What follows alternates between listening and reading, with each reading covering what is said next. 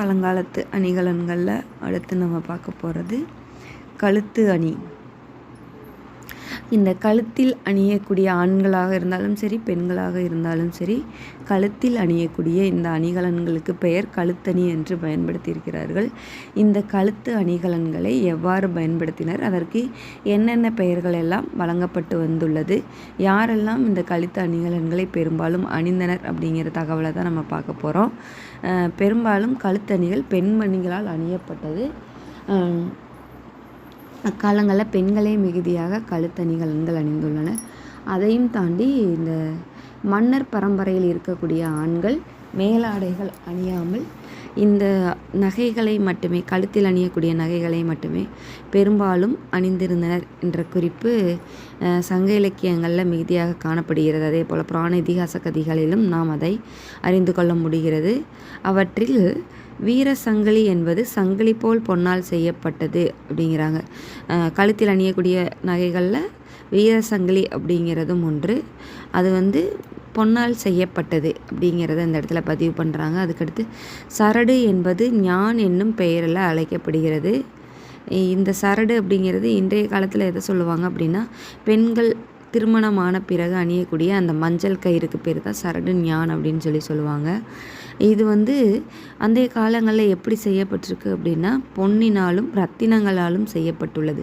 இந்த சரடு ஞான் என்று சொல்லப்படுகிற இந்த அணிகலன் எதனால் செய்யப்பட்டுள்ளது அப்படின்னா, பொன்னாலும் ரத்தினங்களாலும் செய்யப்பட்டுள்ளது. காசு மாலை, முத்து மாலை, பவள மாலை இதெல்லாம் காதில் கழுத்தில் அணியக்கூடிய அணிகலன்களில் முக்கியமானதாக பார்க்கப்படுகிறது. இந்த காசு மாலை, முத்து மாலை, பவள மாலை, காசு மாலை அப்படிங்கிறது காசு போலவே இருக்கக்கூடிய அந்த காயின் சொல்லுவோம் இல்லையா, அதையே கழுத்தில் நீண்ட வடிவில் மாலையாக செஞ்சு போட்டிருக்கிற வழக்கம் அந்த கால பெண்களிடமும் இருக்குது.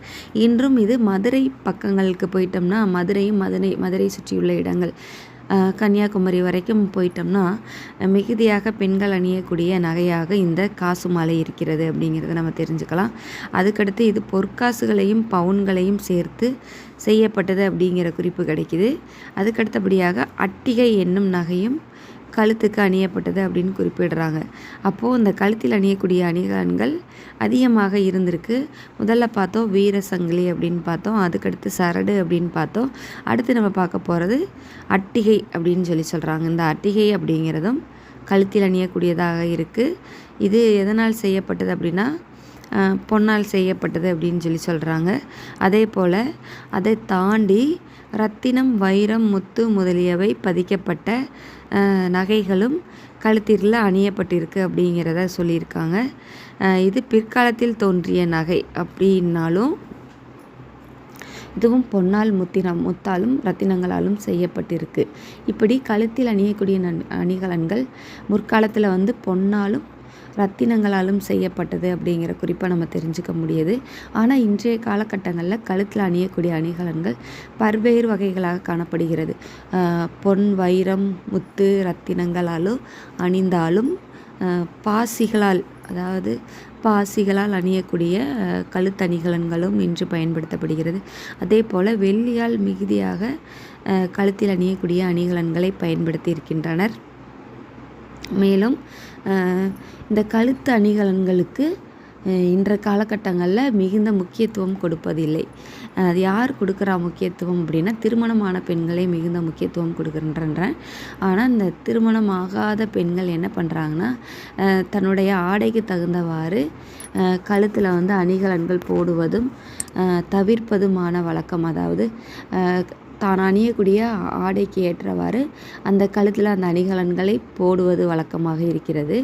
அந்த ஆடைக்கு அந்த அணிகலன் ஒத்துவலை இல்லை அப்படின்னா, இப்போ ஒரு எக்ஸாம்பிளுக்கு எடுத்துக்காட்டுக்கு ஜீன்ஸ் பேண்ட் போடுறாங்கன்னா, அப்பொழுது அந்த கழுத்தில் அணிகலன்கள் அணிகிற வழக்கம் இன்றைய கால பெண்களிடம் மிகுதியாக குறைந்து வந்துவிட்டது.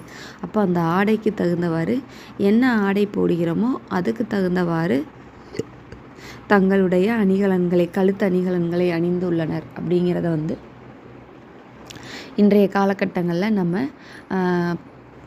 தெரிஞ்சுக்க முடியுது. ஆனால் இன்றைய காலகட்டங்களில் ஆணும் பெண்ணும் இந்த செயின் அப்படின்னு சொல்லக்கூடிய இந்த நான் அணியக்கூடிய வழக்கம் இருந்து வருகிறது அப்படிங்கிறது நம்ம இந்த பகுதி வழியாக தெரிஞ்சுக்க முடியுது. நன்றி.